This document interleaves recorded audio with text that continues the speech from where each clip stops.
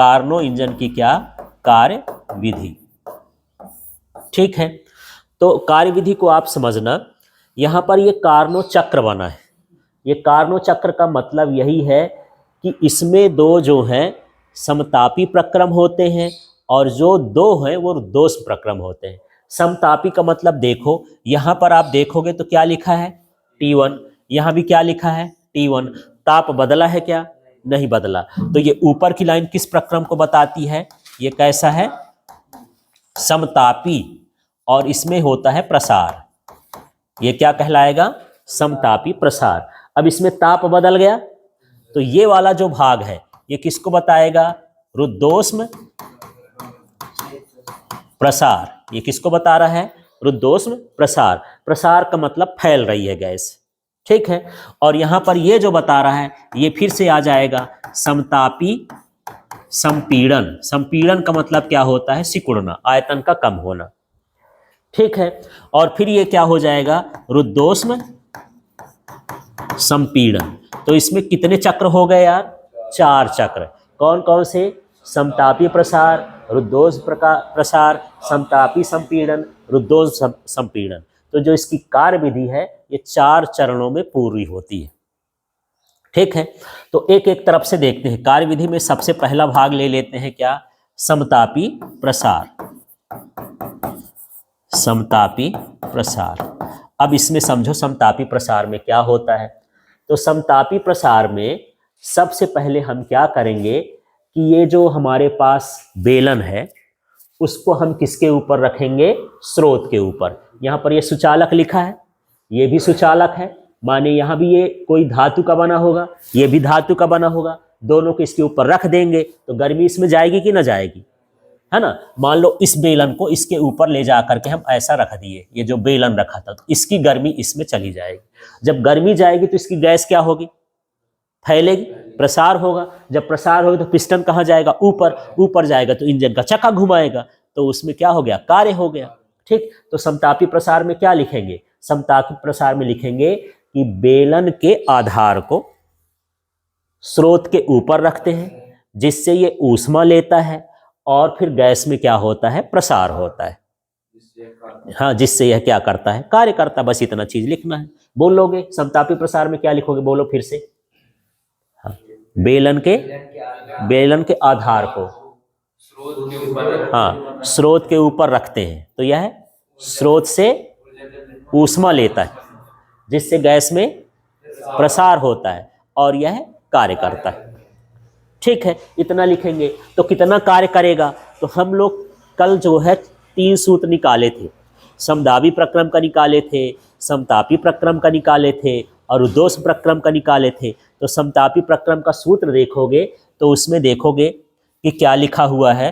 तो वहाँ पर लिखा है W बराबर, है ना, RT log, है ना, ये क्या हो जाएगा? V2 अपॉन V1, क्योंकि इसका आयतन V1 से क्या हो गया? V2 हो गया। अब पूरी लाइन समझो, इसमें क्या लिखोगे समतापी प्रसार में? फिर से देख लेते हैं क्या हो जाएगा। बेलन को आधार को स्रोत के ऊपर लेते हैं, हाँ, जय ऊष्मा को ग्रहण करता है और गैस में प्रसार होता है और हाँ पिस्टन ऊपर की तरह कार्य करता है या ऊपर की ओर जाता है या कार्य होता है। इतना लिख दिए, जिससे इसकी अवस्था P1 V1 T1 से P2 V2 T2 हो जाती है, T1 हो जाती है। ठीक है, यहां से पढ़ा देना है। क्लियर हो गया पहला। और इसके बाद किया गया कार्य का सूत्र लिख दिए। तो इसकी अवस्था कहाँ गई? V2 से, तो V2 अपान क्या हो जाएगा? V1, ये सूत्र होता है। और ये ऊष्मा लिया, तो जो ऊष्मा लिया उसका मान क्या हो गया? Q1। ठीक है, अब दूसरा हिस्सा हम चलते हैं, क्या है? रुद्धोष्म प्रसार। अब रुद्धोष्म प्रसार में क्या करेंगे? ये जो बेलन पिस्टन है उसके ऊपर किसके ऊपर रखेंगे? ये कुचालक प्लेटफॉर्म के ऊपर। अभी हम यहां रखे थे ना, ये वाला सड़क की अब हमको तुरंत कहां रखना है? कुचालक प्लेटफॉर्म के ऊपर। तो बस यही अब बोल देना है कि अब जो है बेलन को, हाँ, बेलन के आधार को कहां रखेंगे? कुचालक प्लेटफॉर्म में रखेंगे। तो इसमें रुद्धोष्म प्रसार होगा। रुद्धोष्म प्रसार का मतलब थोड़ा सा पिस्टन और बढ़ेगा। ठीक है, रुद्धोष प्रसार होगा तो इसकी अवस्था बताओ कहाँ से कहाँ चेंज होगी, P2 V2 T1 से P3 V3 T2 हो जाएगी। ठीक है, इस तरह से यहां पर ये बदलाव हो जाएगा। तो किया गया कार्य, अब इसमें भी कार्य का सूत्र निकालना है यार, तो ये मैं W1 कर देता हूं, इसमें W2 कर देता हूं। उसका सूत्र निकाले थे यार, R बटे निकाले थे गामा -1 और क्या निकाले थे T1 माइनस T2, यही सूत्र था, ये लिख लिए। ठीक है, तो बताओ रुद्धोष प्रसार में क्या क्या लिखोगे, जल्दी से बोलो फिर, क्या कर रहे हो? बेलन के आधार को कुचालक प्लेटफॉर्म में रखते हैं जिससे रुद्धोष प्रसार होता है और गैस की अवस्था P2 V2 T1 से P3 V3 T2 हो जाती है। तो किया गया कार्य, कार्य का सूत्र लिख दिए। ठीक है, अब हम आ जाते हैं इसके ये तीसरे प्रक्रम में। तीसरा प्रक्रम क्या है यहाँ पर? समतापी संपीड़न। तो यहां पर लिख दूं या मैं इसी को नहीं, यहां लिख देता हूं। अब हमारा तीसरा भाग क्या है? समतापी संपीड़न। अब समतापी संपीड़न में हम क्या करेंगे, फिर से अब हम इसको, ये जो है अब इसको किसके ऊपर रख देना है? सिंक के ऊपर। क्रम से चल रहा है, पहले इसके ऊपर रखे, फिर इसके ऊपर रखे, फिर इसके ऊपर रखेंगे। तो अब यहां क्या लिखेंगे कि बेलन के आधार को सिंक के ऊपर रखते हैं तो यह उसकी ऊष्मा को ग्रहण कर लेता है। ठंडा है ना ये, तो ऊष्मा को क्या करेगा? ग्रहण कर लेगा, जिससे गैस में क्या होगा? संपीड़न की प्रसार, संपीड़न, गैस सिकुड़ेगी, गैस में संपीड़न होगा तो इसकी अवस्था P3 V3 T2 से P4 V4 T2 हो जाती है। तो किया गया कार्य। फिर से यही सूत्र लिख देंगे तो क्या हो जाएगा? मैं लिखूं W3, समतापी का सूत्र ये है ना, ये वाला, तो ये क्या हो जाएगा? R, इसमें एक काम करता हूं, ये T1 था, उस वाले में ताप कैसा था? T1, इसमें क्या है? R T2। देख लो यहाँ ये T2 है ना, इसकी बात कर रहे हैं। इस वाले अवस्था में क्या है? T2, उस वाले में क्या था? T1, तो यहाँ T2 लिख दिए। सूत्र को देखते हैं, ये लॉग लिखे।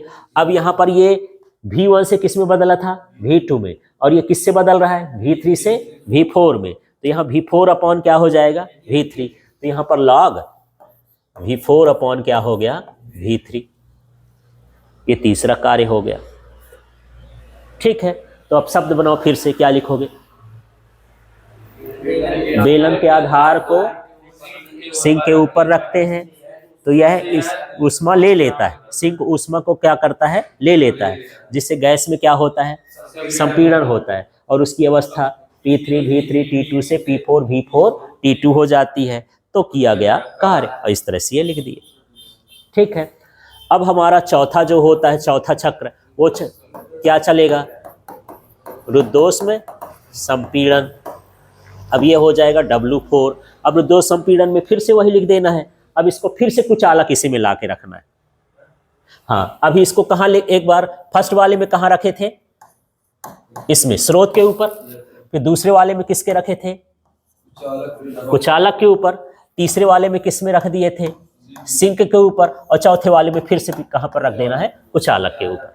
जहां था वहीं का वहीं आ गया, इसलिए तो उत्क्रमणी इंजन बोलते हैं। जहां से चालू हुआ था वहीं से वहीं का फिर आ गया। तो चौथे वाले में फिर से क्या करेंगे? अब यहां से बेलन के आधार को किस में रखेंगे? हाँ, तो इसमें क्या होगा?